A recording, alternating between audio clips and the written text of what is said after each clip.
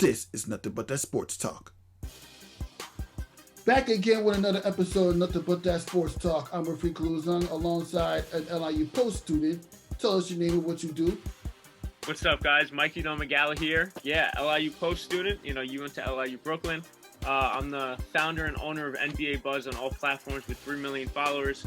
Have my own podcast called Inside Buzz. And also December 1st, I'm working with ESPN on a podcast called The Truth. So that's really big right there. Real big. Now, why don't you tell us a little bit about the NBA Buzz? Yeah, so it started back in 2012 when I was 12. Like you said, I'm still a college student. I'm 21 now. And it's just, NBA talk, NBA debate, stats, news, rumors, all that going strong since 2012. So that's what you'll see on a daily basis, and just graphics you've never seen anywhere else, certain topics you won't see anywhere else on any different Instagram page, Facebook. So yeah, follow on Facebook, Instagram, Twitter, and then the podcast on YouTube, Apple Music, and everywhere else you listen to podcasts. That's real big. But why did you get into doing broadcasting and focusing on the NBA? Yeah, so I've always been a big basketball fan since I was a little kid. And to be honest, the broadcasting and the journalism aspects of it came later. Like early on, I was just posting on NBA Buzz on Facebook. That's where I started.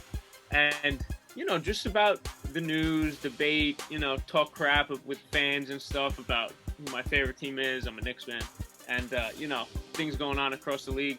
Then really, once I started getting a little older, more in high school, I started writing NBA articles and stuff. So that was really when the journalism aspect started it. Then in college was really when the broadcast part started it. Like, I do color commentating for the LIU basketball team, and I do a lot of other, broadcasting stuff, including Inside Buzz and The Truth, so. Okay. When you was doing writing for the NBA back in your earlier years, what was, your favorite stories you ever covered? Yeah, so I interviewed Al Horford once. So that was, I would write on the news and stuff like that. Then I'd get certain opportunities with certain players. So interviewing Al Horford, and it was around the time when Isaiah Thomas was the man with the Celtics, and he was in almost MVP contention.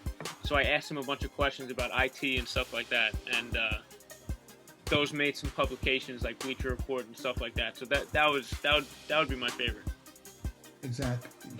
And you mentioned you covered a lot of LIU basketball games, especially since you end up moving to covering the LIU Sharks. So how tough was the transition from covering just straight LIU Post Pioneers to the LIU Sharks?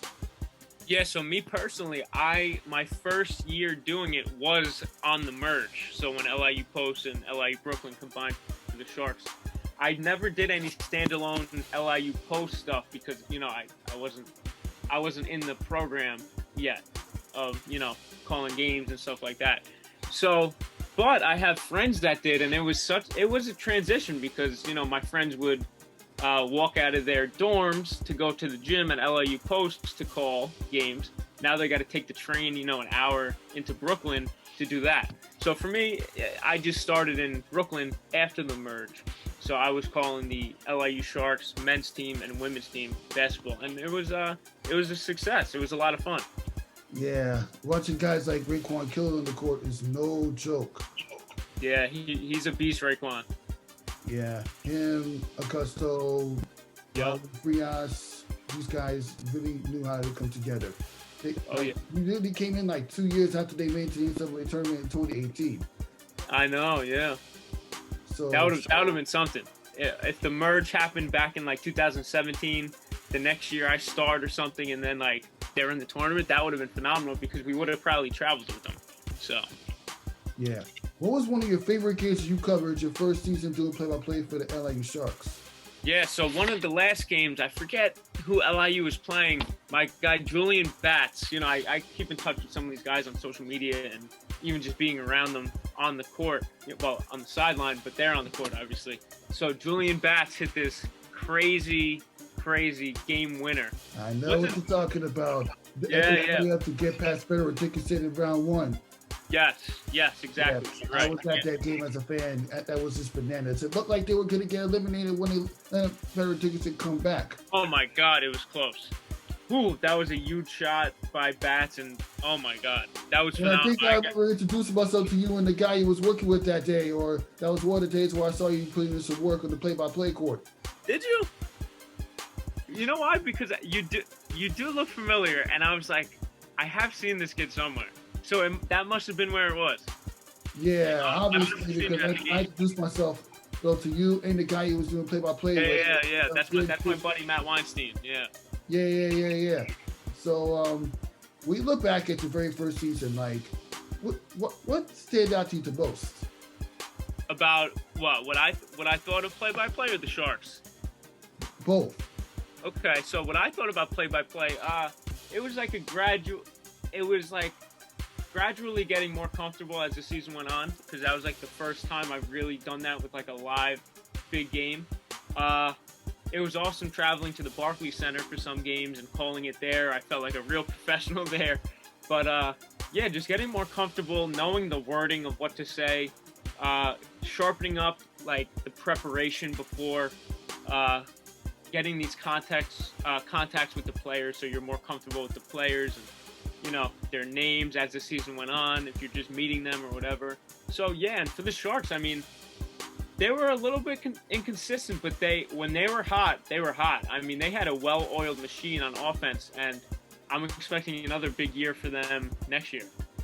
Even though they lost some seniors, real important seniors. I mean, that's just more guys stepping up and the next crop of young guys stepping up. So it's going to be interesting to see. Yeah, it's good to see how things go. What is the status looking like for the LIU Sharks? Like, are they going to have any games this season coming up? Because, come on now, we're in a global pandemic. Yeah, man, that's still up in the air. Like, I'm not even sure if I'm going to be traveling in this season because of everything going on, if they're going to allow us. Also, for the Sharks, I believe that they're going to play in the spring, but that's also still up in the air. All this stuff, man, you know how LIU is. They send out their different memos every, month and stuff. It's all just ever-changing, so it's still up in the air, I believe. Speaking of ever-changing, luckily Robert Morris moved to another conference, so you don't have to worry about them, especially since LIU, they couldn't really beat them in the tournament in 2 of the last 3 years or something like that. Mm-hmm. Yeah, it's a tough team to face. Yeah, but how excited are you to be doing play-by-play for LIU Sharks for your second season in a row, if it happens? Yeah, I hope so. I'm keeping my fingers and toes crossed. Yeah, but getting back to the beginning, like, what are some of the steps you had to learn in order to get on the mic and do the play-by-play you've been doing last season? Yeah, so, a lot of preparation before. Again, I had some experience, like, interviewing players like Al Horford. I was big into writing articles, so I listen to sports and watch games every day. So I knew how it works, how to do it. It's more like just performing live. So doing a lot of mock broadcasts with my buddy Matt Weinstein helped a lot. Doing some other radio stuff for LIU radio, and yeah, I mean, I did a lot of preparation, but also just going and throwing yourself in there for the first time was the biggest learning experience. So the first game might have been a little not rough, but a learning experience, messing up here and there and fixing it. Then as the games went on, like I said before, it just helped every time. That's sweet. But now, you mentioned earlier that you were an intern for SNY, Sportsnet New York, for those of you that just recently. Talk about your experience and what it's like. Yeah, that was awesome at SNY. I was doing a lot of logging, a lot of, certain assignments and shadowing people. But I also got to watch the productions every night. So all the shows, every night that they produce, as well as who they have on. So, Friday mornings, I believe they had an NFL show on. So I saw Nate Burleson and CeCe Sabathia was in that show, and I saw CeCe walking around the office. Said what's up to him. Bobby Valentine, former New York Mets coach, saw him, walking through my office past my desk. Said what's up to him. Who was the other one? Oh my God, why can't I think of his name? Who's the guy? Oh my God. I'll get back to it. There's another show.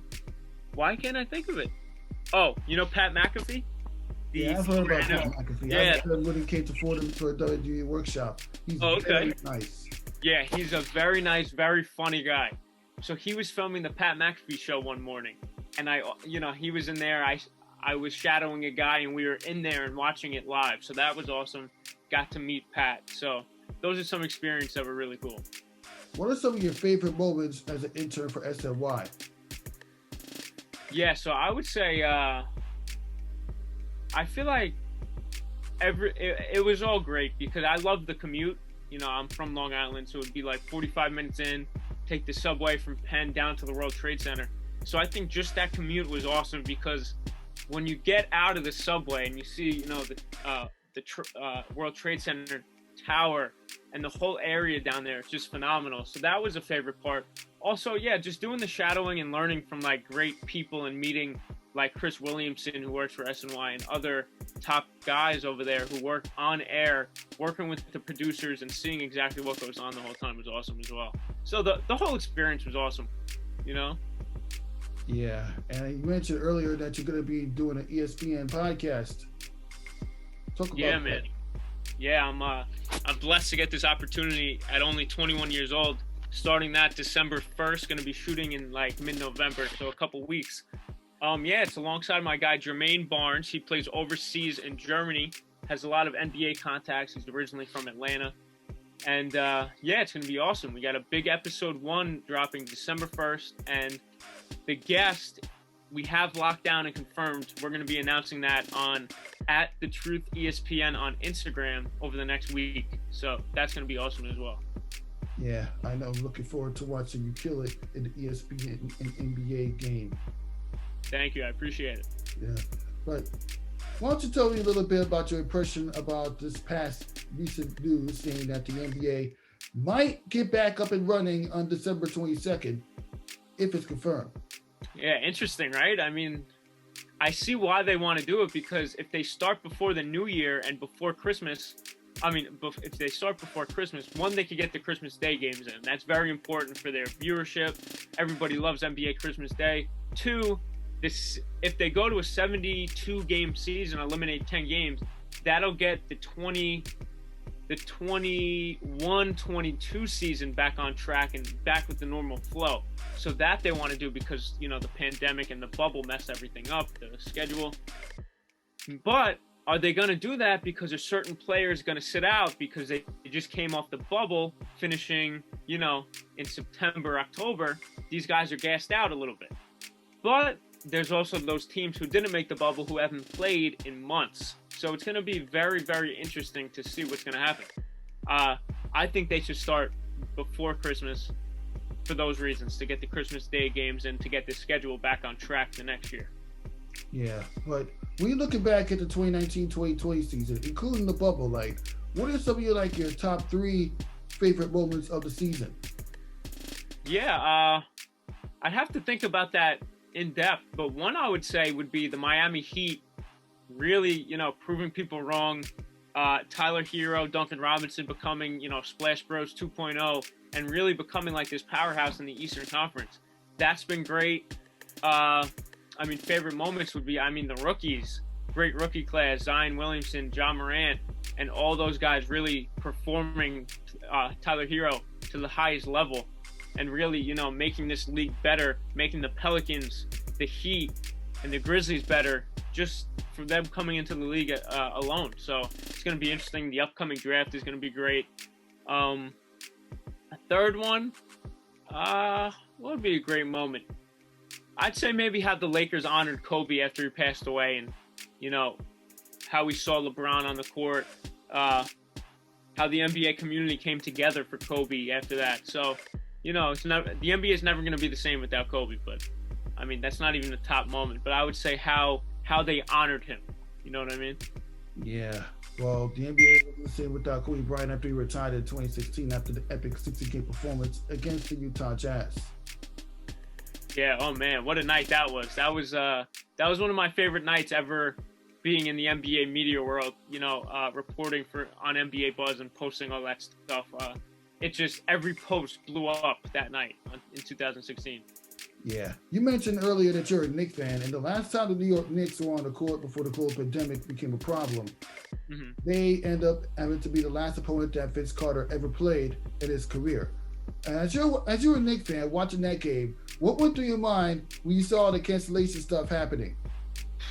Man, I gotta be honest with you. I was in Disney in Florida with my girlfriend at that time, and it was crazy. I'm walking through the parks, getting all this news. Holy crap, what's going on? Posting about it like as I'm waiting in line for a ride and stuff like that.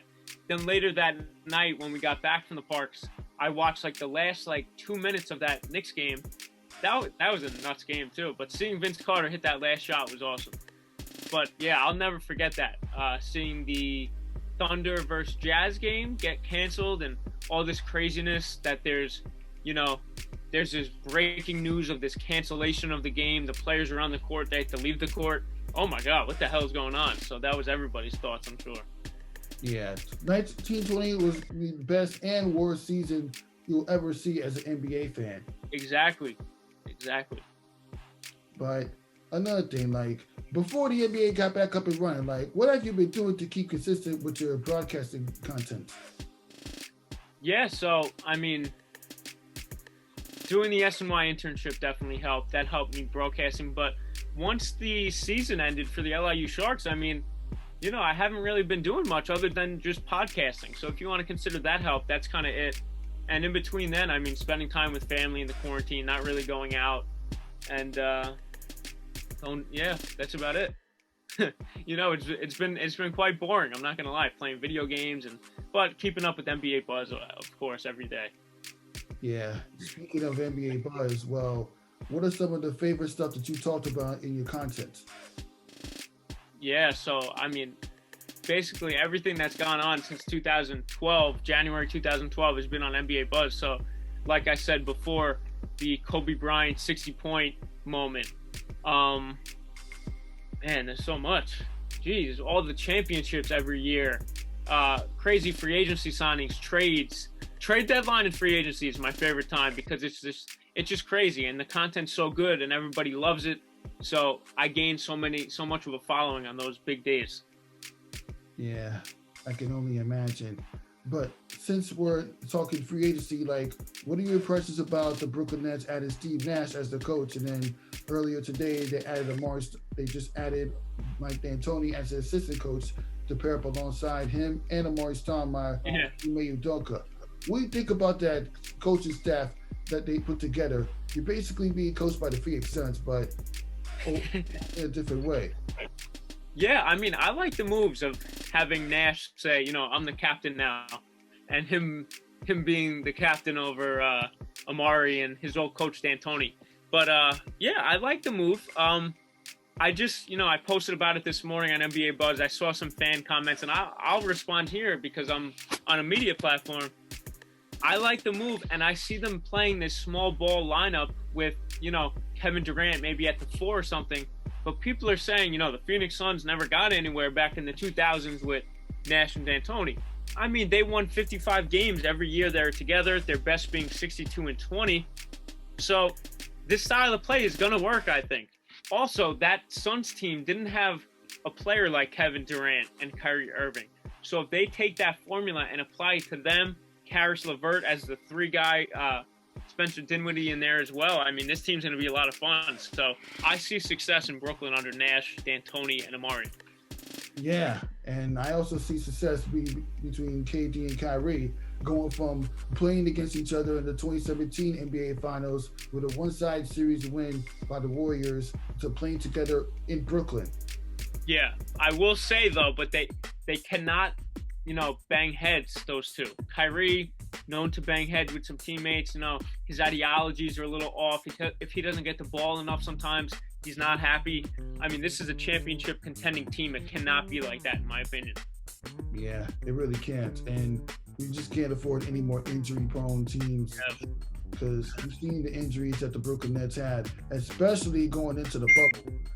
Which they actually put together some good wins, as I mentioned before in earlier podcasts. And it was pretty enjoyable up until, of course, the loss to the Toronto Raptors in the first round. Yeah, I'm surprised. I mean, the Nets have a good all-around team. Like Karis LeVert really showed out in the bubble. I know we didn't see Dinwiddie, but they're a good team. They have good surrounding players to the Nets for Kyrie and KD. Like Joe Harris is going to be great off the bench. LeVert and Dinwiddie surrounding the head honchos of KD and Kyrie, and the big men, Jared Allen, DeAndre Jordan. So it's going to be a lot of fun. Yeah, and let's just hope that the Brooklyn Nets don't run into a brick wall. Yeah, and don't get injured, because we weren't able to see KD and Kyrie this year to injuries, Steph and Clay to injuries. So it's going to be a different year next year, and I'm excited. Yeah, at least the Nets were able to defeat Toronto in 2014 and in 2007, so it's fine. All right, but before we get to that, as a Knicks fan, like, what are your top 3 favorite moments of the New York Knicks? Melo, and Melo. That's kind of been, so I'm 21. I became a Knicks fan probably in like 07-ish. Hasn't really been much success since then, So other than Carmelo Anthony, Amari in those years with Chauncey Billups too. Also that season where Chris Copeland was really a factor off the bench and Jason Kidd was on that team. That was a fun year. Since then, I mean, drafting RJ Barrett was good. I wish they could have got the one or the two for Zion or RJ, but excuse me. But RJ Barrett, I mean, he's going to be a great young player as well. People kind of write him off because he's not Zion and RJ. He's like the third one behind them. But we saw him averaging like 15 points per game last year as a 19-year-old rookie. So I think the sky's the limit for him. Yeah, not to mention he played alongside Zion Williamson in Duke's run to the Elite Eight. Yeah, so yeah.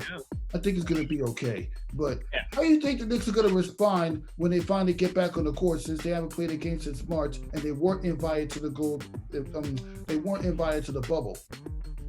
I better see improvement. So I know, because their players are so young, so they're developing in the offseason, putting on weight. I saw RJ was putting on weight, which could be great for his game. And yeah, what they're going to do in the draft with that pick of theirs. So, are they going to trade up? Or are they going to just get a pick? Who that pick is, I hope it's not a point guard, because they struck out on point guards like almost every year over the last maybe 5-7 years.